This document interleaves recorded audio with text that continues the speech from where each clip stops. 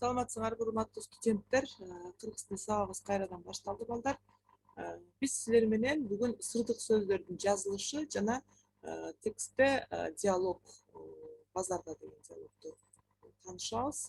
Биздин бүгүнкү сабагыбыздын негизги максаты бул сырдык сөздөрдүн сүйлөмдө жазылышын жана алардын колдонулуш эрежелерин үйрөнүүсүңөр.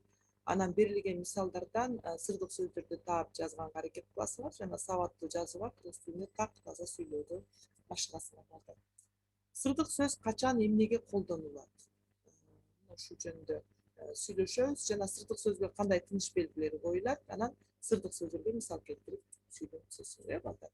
Бул сырдык сөз деген сүйлөмгө мүчө боло албайт, Сырдык сөздөр бул адамдар кубанганда, кайгырганда, чоочуганда, айбанаттарды айдаганда, чакырганда колдонулат.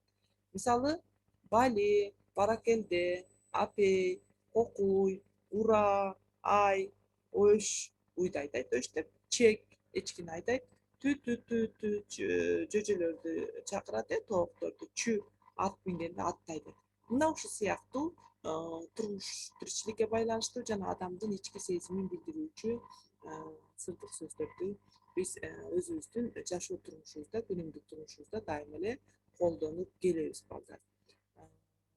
Эми ушул сырдык сөздөр кайсы учурда кандай тыныш белгилер менен жазылат? Биз өткөн сабактарда киримди, анан каратма сөздөрдү өткөнбүз. Мына ошол учурда дагы айтканбыз, алар дагы сүйлөмдүн башында, аягында, ортосуна келе берет болчу. Сырдык сөздөр дагы сүйлөмдүн башында дагы, ортосунда да, аягында да келет. Булардын да тыныш белгилери ушундай каратма кирим сөздөргө окшош. Мисалы үчүн, баракелде, жасаган ишиң абдан ийгиликтүү болуптур десек, бул жерде абдан кубангандыгын, ыраазы болгондугун көрсөтүп атат адамдын баракелде деген сөз аркылуу. Бул сүйлөмдүн башына келген үчүн өзүнөн кийин утур коюлуп атат. Эми ушул баракелде дегенди сүйлөмдүн ортосуна келтирип көрөлү. Жасаган ишиң баракелде абдан ийгиликтүү болуптур. Мынакей эки жагына биз эмне койдук, утур белгисин койдук. Андан кийин сүйлөмдүн аягына келсе, жасаган ишиң абдан ийгиликтүү болуптур, баракелде. Көрдүңөрбү? Сүйлөмдүн аягына келген үчүн өзүнөн мурун эмне кылдык? Утур белгисин койдук. Демек, сырдык сөздөрдүн жазылыш эрежеси ушундай болду. Андан кийинки биздин темабыз бул диалог базарда деп аталат. Биз бул диалогду баштап берем, ал эми калган аягын силер улантасыңар. Ушул жерде силер диалогдо жанагы сырдык сөздөрдү да кошуп жазсаңар болот. Кардар деген бул ушул клиент деп коет, орус тилинде келип ала турган адам. Саламатсызбы же?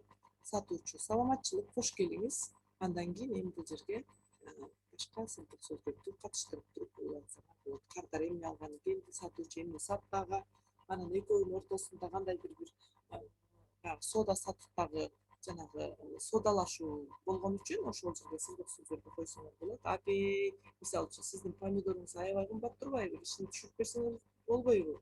Дегендей, кокуй, баардык жерде ушундай сатылып атпайбы деп, жана апей, кокуй деген сыяктуу сөздөрдү кошуп, ушундай сыяктуу түзсөңөр болот да.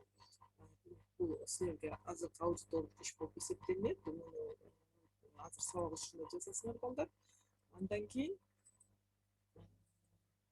силерге, балдар, төмөнкүдөй тапшырма бар. Бул Дени Сактын «Көңүлү куунак» деген текст. Мына ушул жерде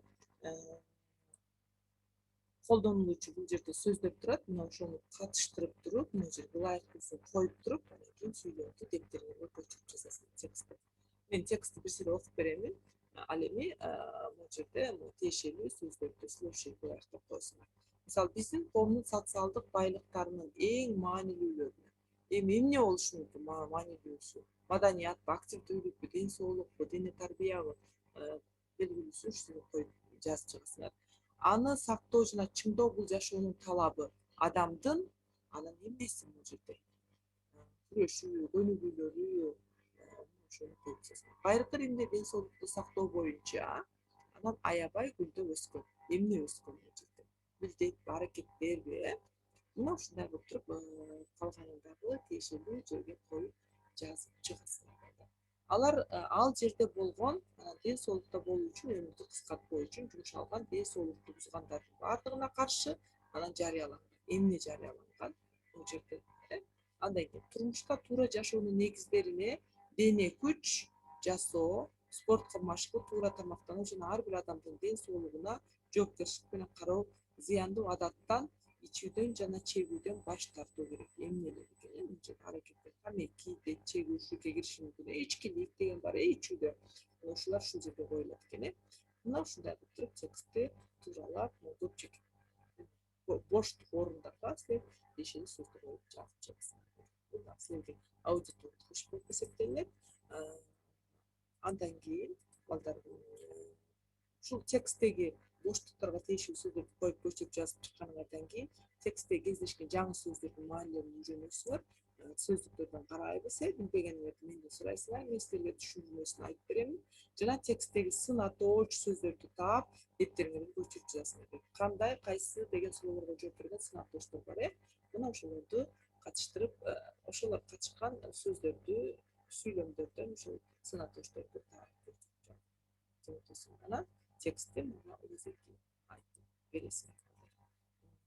Андан кийин мен үйгө тапшырма сырдык сөздөрдү катыштырып силер 10 сүйлөм түзүп келесиңер. Мен мисалдарды бердим. Ошол мисалдарды катыштырып туруп 10 сүйлөм түзүп келесиңер балдар.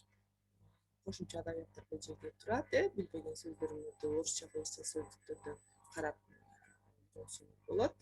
Анда бүгүнкү сабагыбыз аягына чыкты. Чоң рахмат. Кийинки сабакка чейин жолукканча саламатта